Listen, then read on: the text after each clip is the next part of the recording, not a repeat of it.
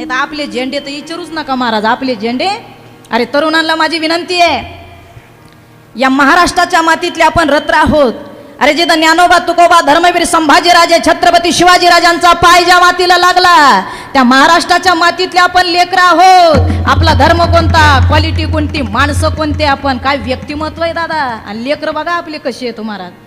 अरे काय लेकर आहेत दादा, 2-2 आणि 3-3 हजाराच्या लेकराच्या कटिंगी इथं निसत्या.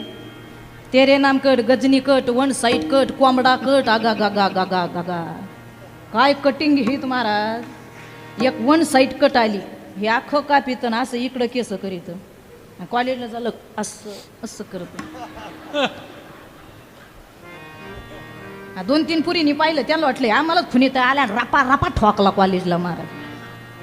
काय सांगावं महाराज, अशा कटिंग. एक नवीन कटिंग निघली, इकडून रान हानीत, इकडून रान हानीत, आणि वर असं डाललं जसं कोंबडीला अंड द्यायचं. अरे काय काही कटिंग येत महाराज, काही कोंबडा कटिंग, काही तेरे नाम कट, काही गजनी कट, इतके कटिंगी निघल्यात महाराज. आणि कपडे, अगं माय माय माय माय माय, कपडे काय घाली त्यारे वागा. हो ए स्वान्या, अरे मी तुमच्या बहिणीसारखी दादा.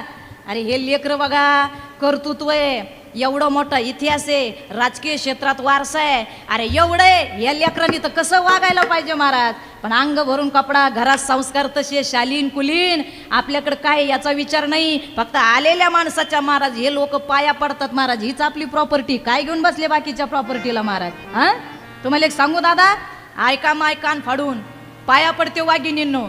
तुमच्याकडे किती पैसे, किती सोनं आहे, ए दादा ए मावळ्याओ, तुमच्या बँकेत किती प्रॉपर्टी आहे, किती शेअरमध्ये तुम्ही पैसे गुंतवले, किती जमिनी घेतल्या, याला किंमत नाही राजा हो. आपल्या दारात आलेला एखादा अतिथी, एखादा संत आहे, एखादा वयस्कर व्यक्ती आहे, आपलं लेकरू त्याच्या पाया पडले, कोटीची प्रॉपर्टी कमवली दादा तुम्ही. बस काय करायची गरज नाही दादा.